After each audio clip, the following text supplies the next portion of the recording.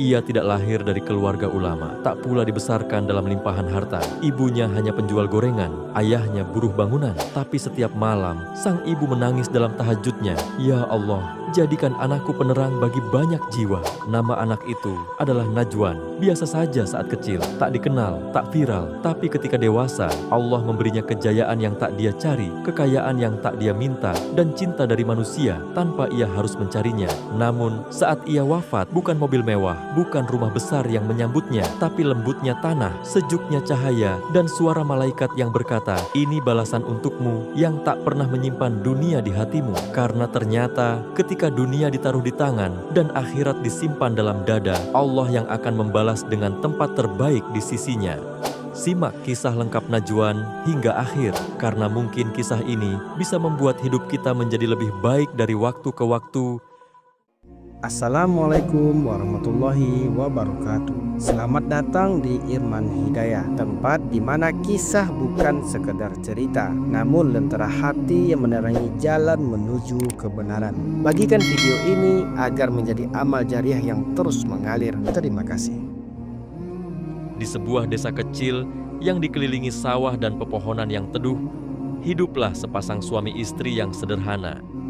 Ayahnya bekerja sebagai buruh bangunan di kota. Setiap pagi ia berangkat dengan motor tua, menempuh perjalanan puluhan kilometer demi membawa pulang beras dan kebutuhan rumah. Ibunya tak kalah kuat, menjual gorengan dan kue dari pagi hingga sore, berkeliling dari satu warung ke warung lainnya sambil membawa dagangan dalam kantong plastik besar. Mereka tidak memiliki rumah megah. Tidak ada televisi layar datar, tidak ada AC, bahkan kamar pun hanya dibatasi kain. Tapi satu hal yang mereka miliki, yaitu doa yang tak pernah berhenti untuk anaknya, Najwan. Sejak kecil, Najwan sudah terlihat berbeda. Ia tidak manja seperti anak-anak lainnya. Ia suka duduk di pangkuan ibunya saat malam tiba, mendengarkan dongeng penuh nasihat dari kisah Nabi dan para sahabat. Ibunya tak pandai membaca banyak buku, tapi hafal betul bagaimana caranya mengajarkan cinta kepada Allah dan Rasul. Dan setiap malam, ketika semua lampu padam dan suara jangkrik memenuhi udara desa, ibunya selalu bangun untuk sholat tahajud. Dalam sujud yang panjang dan linangan air mata yang tiada henti, ia panjatkan doa yang sama. Ya Allah, aku tidak bisa memberi ilmu pada anakku seperti para ustaz. Aku tak bisa wariskan harta. Tapi aku punya Engkau. Jadikan anakku Najwan penerang umat ini. Doa itu disampaikan dengan tangisan. Dan air mata seorang ibu adalah bahasa paling jujur yang didengar langit. Ketika Najwan berusia 10 tahun, sang ibu memutuskan untuk menyekolahkan anaknya ke sebuah pesantren kecil di kota sebelah. Tidak mudah, uang tidak cukup, tapi ibunya menjual sepeda satu-satunya dan sebagian perhiasan kawinnya hanya demi membayar uang pangkal.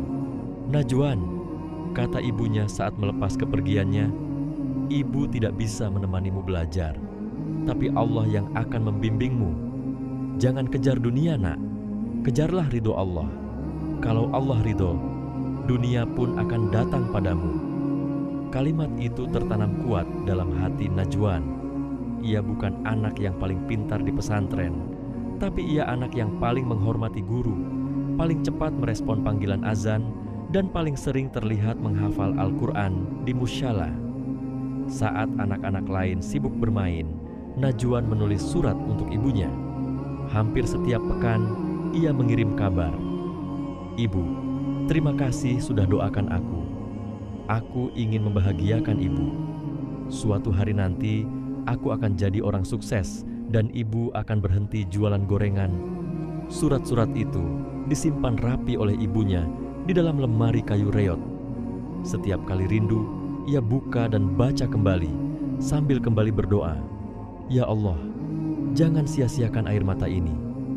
Najwan tumbuh dengan jiwa yang besar dalam kondisi yang kecil. Dan dari situlah takdir besarnya mulai digerakkan oleh Allah. Bukan karena warisan harta, bukan karena relasi kuat, tapi karena kekuatan doa dan niat yang lurus. Dan dunia mulai memperhatikan langkah kecil Najwan yang tak disangka akan mengubah banyak kehidupan suatu hari nanti. Najwan menyelesaikan pendidikan pesantrennya dengan tenang. Tak pernah jadi juara lomba, tapi namanya selalu dikenal sebagai santri yang sopan dan tidak pernah membuat masalah. Ia tidak menonjol karena prestasi, tapi menancap kuat di hati para guru karena akhlaknya. Setelah lulus dari pesantren, Najwan diterima di salah satu universitas negeri di kota besar. Ia kuliah di jurusan manajemen bisnis, bukan karena ingin jadi kaya, tapi karena ingin tahu bagaimana cara membantu lebih banyak orang dengan strategi yang tepat. Kalau ingin menolong, jangan hanya pakai tangan, pakai pikiran. Begitu katanya kepada teman-temannya. Saat teman-teman sibuk dengan gaya hidup mahasiswa kota, Najwan sibuk mencari pekerjaan paruh waktu. Ia bekerja menjadi penjaga warnet, ojek kampus, bahkan sempat jualan keripik pedas secara online. Uang hasil jerih payah itu tidak dipakai untuk beli sepatu mahal atau nongkrong di kafe. Setiap awal bulan, ia sisihkan sebagian besar hasilnya untuk dikirim ke kampung. Buat ibu beli beras dan obat, katanya dalam catatan transfernya. Najwan juga memulai satu kebiasaan yang jarang dilakukan anak seusianya, yaitu menabung untuk sedekah. Setiap kali mendapat keuntungan dari usahanya, bahkan hanya 100.000, ia langsung sisihkan 30% untuk anak yatim. Ia percaya harta yang disedekahkan tidak pernah membuatnya miskin, tapi justru membuka pintu-pintu yang tak terduga. Ia pun aktif mengikuti kajian kampus, ikut organisasi dakwah, bahkan sering diminta menjadi penceramah dadakan karena tutur katanya yang lembut dan penuh makna. Ketika berbicara, ia tidak menggurui. Ia selalu membuka kalimat dengan, "Dulu saya juga seperti itu," sehingga semua orang merasa dekat dengannya. Satu hal yang membuat Najwan berbeda adalah kesederhanaannya di tengah peluang sombong. Di saat mulai dikenal dan diundang jadi pembicara kecil-kecilan, ia tetap naik ojek, tetap makan nasi bungkus 5.000, dan tetap mencuci bajunya sendiri. Hingga suatu ketika, sebuah ide muncul di tengah malam saat ia selesai tahajud, yaitu menggabungkan bisnis dan dakwah dalam satu gerakan sosial. Ia mulai membangun usaha kecil-kecilan berbasis platform digital yang menyediakan produk-produk lokal dari daerahnya, dibuat oleh ibu-ibu rumah tangga yang sebelumnya tak punya penghasilan. Keuntungannya, 70% disalurkan untuk pendidikan anak-anak yatim dan renovasi musyalah pelosok. Orang-orang mulai memperhatikan, media sosial mulai meliput, tapi Najwan tetap enggan muncul di depan kamera. Ketika salah satu wartawan bertanya, "Mengapa tidak memasarkan dirimu sekalian?" Najwan menjawab, "Kalau saya meninggal besok, saya ingin dikenal di langit, bukan di media." Usahanya berkembang, tapi satu hal tak pernah berubah. Setiap awal bulan, ia tetap kirim uang ke kampung. Ia tetap menelepon ibunya, menanyakan kabar, dan menangis ketika ibunya bilang, "Nak, doa ibu tak pernah berhenti." Di matanya, keberhasilan bukan ketika akun banknya penuh, tapi ketika ia bisa membuat ibunya berhenti bekerja dan hidup dengan tenang. Najwan tumbuh menjadi anak muda yang tidak silau oleh dunia, tapi paham bagaimana mengendalikannya. Ia bukan penceramah hebat, bukan ustaz kondang, tapi cara hidupnya mengajarkan satu hal, bahwa ketika ilmu bertemu akhlak, ketika usaha dibarengi doa, dan ketika dunia hanya dijadikan alat, maka langit pun ikut bekerja untuk menolongnya.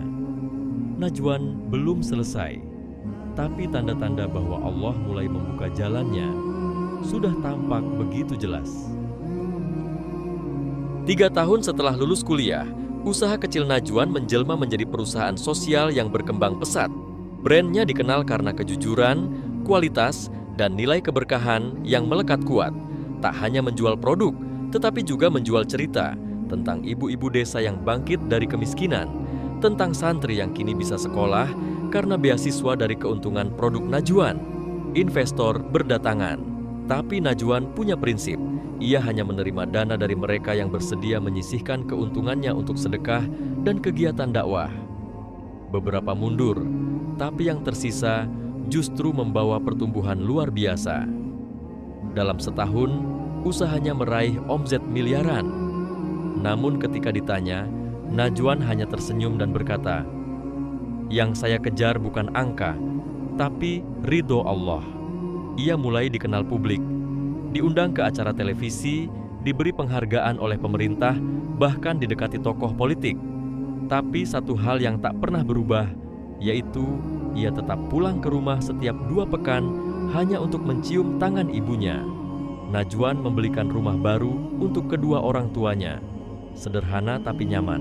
Ia hadiahkan kendaraan, tabungan haji, dan bahkan membawa mereka ke Tanah Suci dengan biaya dari hasil usahanya. Di sana, sang ibu menangis di depan Ka'bah, sujud lama, lalu berbisik pada anaknya, "Nak, ini doa ibu yang Allah kabulkan, tapi jangan berhenti di sini. Doa ibu belum selesai." Najwan mengangguk. Ia tidak merasa telah selesai. Ia tahu kemuliaan bukan dicapai, tapi dijaga. Dengan kekuatan finansialnya, ia membangun sebuah pesantren gratis di desanya. Tidak besar, tapi cukup untuk menampung puluhan anak yatim dan duafa. Ia mengaji bersama mereka setiap pekan. Dan setiap kali pulang, ia selalu pamit ke makam ayahnya, membacakan surat Yasin sambil menunduk. Ketenaran tak mengubahnya. Bahkan saat ia menjadi pembicara nasional, ia tetap menolak honor. "Biarkan ilmu ini jadi amal jariyah," katanya.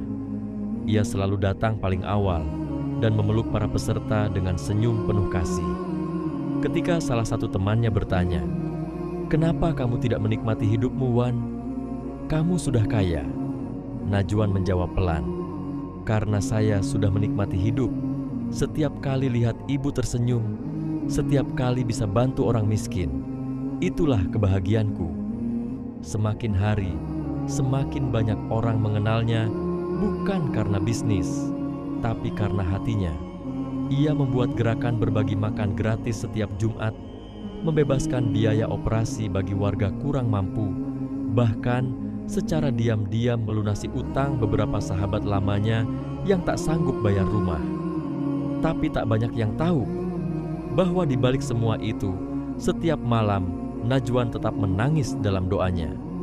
Ia mengadu bukan soal harta atau reputasi, tapi takut jika semua ini hanya fata morgana dunia. "Ya Allah, jangan biarkan aku menikmati dunia, tapi kehilangan akhirat." Dan Allah pun menjaga Najwan. Hatinya tetap lembut, langkahnya tetap ringan, dan tangannya tak pernah berhenti memberi. Najwan bukan orang suci, tapi ia adalah contoh bahwa seseorang bisa kaya raya, namun tetap rendah hati. Bisa terkenal, tapi tetap tunduk di hadapan ibu. Bisa punya segalanya, tapi memilih memberi semuanya. Karena Najwan tahu satu hal, harta itu ujian, tapi ibu adalah jalan menuju surga. Dan selama itu masih ada, ia akan terus berjalan dengan tangan yang memberi dan hati yang selalu sujud. Pagi itu, langit terlihat mendung di kota tempat Najwan tinggal. Seperti langit tahu bahwa bumi akan kehilangan seseorang yang langka. Najwan bangun lebih awal dari biasanya, sholat tahajud seperti biasa, lalu menyiapkan paket-paket bantuan untuk dikirim ke daerah banjir di pelosok. Ia menyetir sendiri, menolak sopir yang biasanya mengantar. "Biarkan saya bawa sendiri. Ada amanah yang ingin saya serahkan langsung," katanya kepada asistennya. Di tengah perjalanan, Najwan sempat mampir ke masjid kecil untuk sholat duha. Ia menyapa para jamaah, menyantuni seorang ibu tua yang sedang duduk di beranda masjid. "Titip doa, Bu. Doakan saya husnul khatimah, ya." Sang ibu hanya tersenyum, tidak tahu bahwa doa itu adalah isyarat terakhir. Najwan melanjutkan perjalanannya. Tapi takdir menjemput dalam bentuk kecelakaan tunggal di tikungan curam yang jarang dilewati. Mobilnya terguling masuk ke jurang kecil, dan meski sempat diselamatkan warga, nyawanya tidak tertolong. Ia wafat dalam perjalanan membawa bantuan, meninggal dalam keadaan memberi. Kabar itu menyebar cepat. Media sosial dipenuhi ucapan duka. Anak-anak pesantren menangis. Kaum fakir yang pernah dibantunya terdiam dalam hening. Ibunya hanya bisa sujud lama dalam tangis, tapi dari lisannya keluar kalimat yang menenangkan. Jika ini jalan terbaiknya, ya Allah, aku ridho. Ambil dia bersamamu. Pemakaman Najwan menjadi lautan manusia. Orang dari berbagai penjuru datang. Tak hanya orang kaya dan tokoh masyarakat, tapi juga tukang parkir, anak jalanan, hingga pedagang asongan.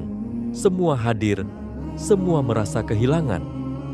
Jenazahnya dimandikan oleh orang-orang yang mencintainya.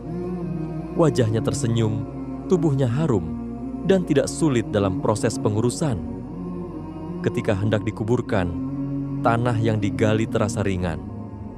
Tidak ada batu keras, tidak ada kesulitan.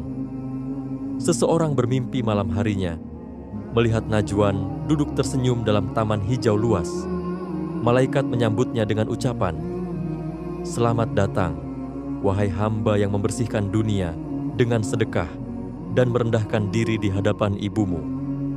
Dan di alam kubur, Najwan tidak ditanya tentang hartanya, tapi tentang amal dan ibadahnya.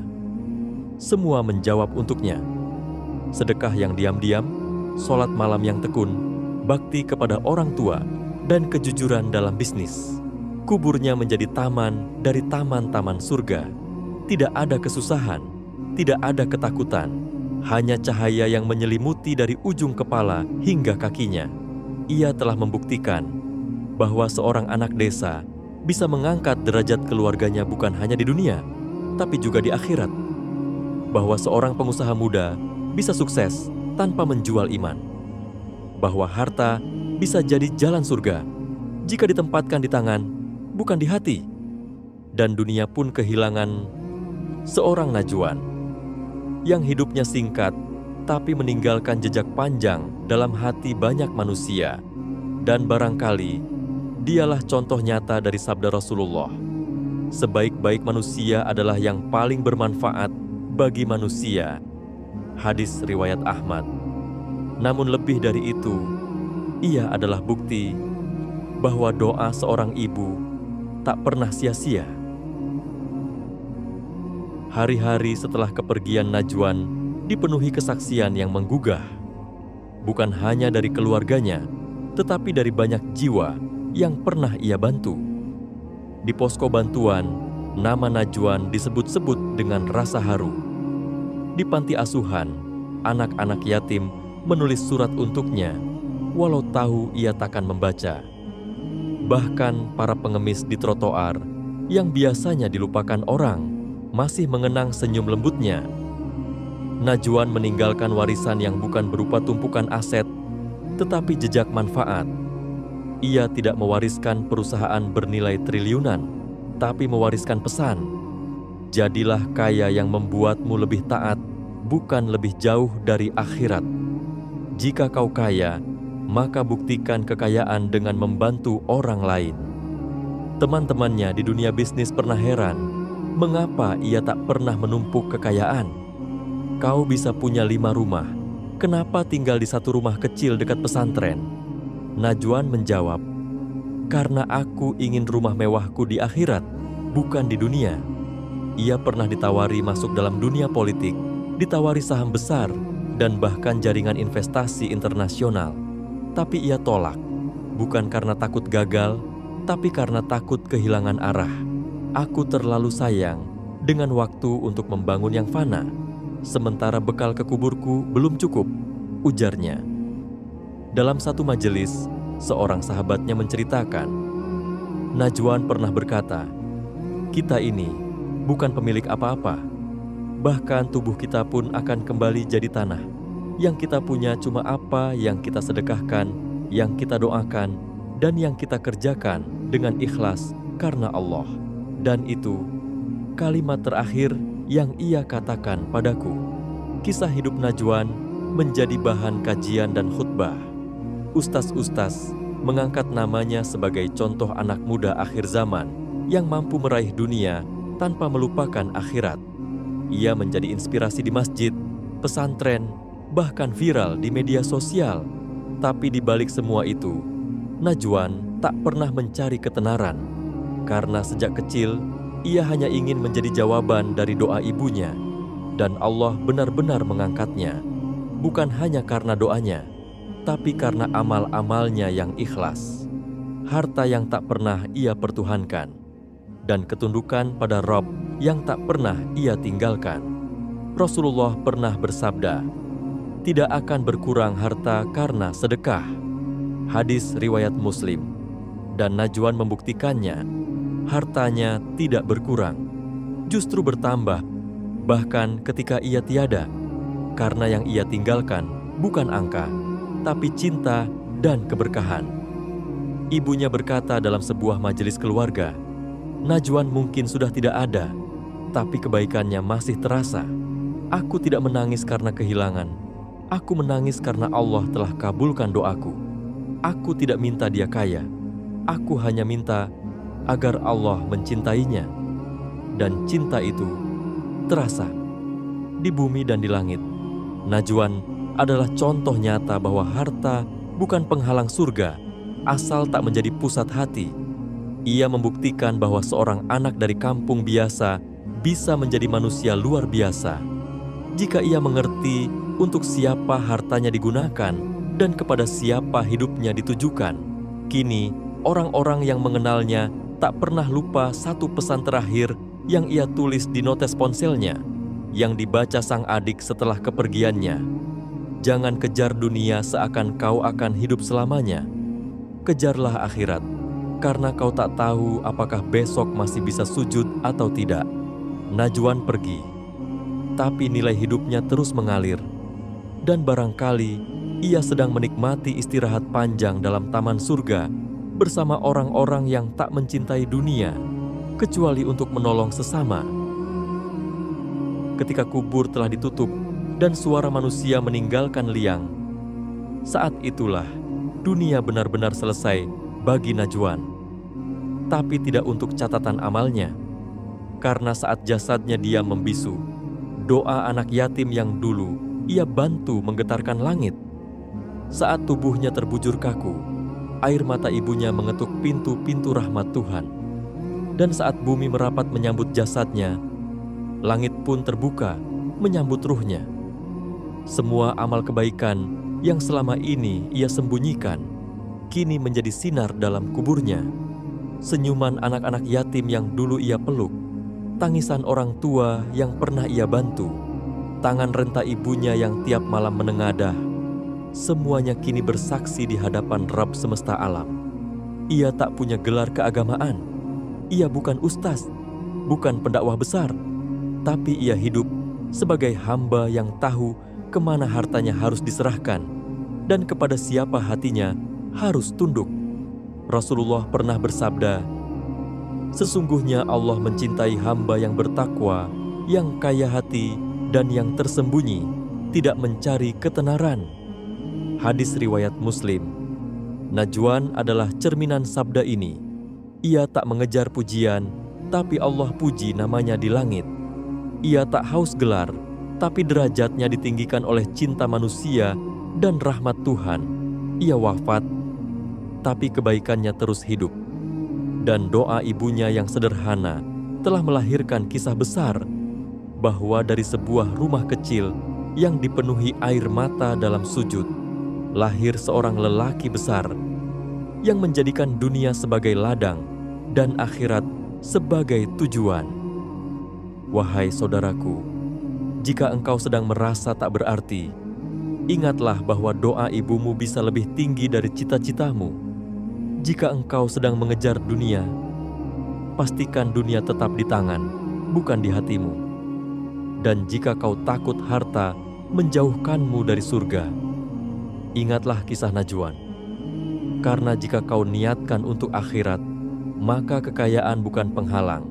tapi jembatan menuju ridhonya. Wahai saudaraku, apakah kisah ini menyentuh hatimu? Sekarang simak juga kisah penuh hikmah lainnya. Kisah seorang wanita yang dermawan dan suka membantu, namun sayang di alam kubur dia sangat menyesal. Linknya kami sematkan di deskripsi. Sekarang tekan like dan tulis amin di kolom komentar. Semoga kita dan keluarga kita menjadi orang yang bermanfaat bagi manusia lainnya, serta taat kepada Allah, Sang Maha Pencipta.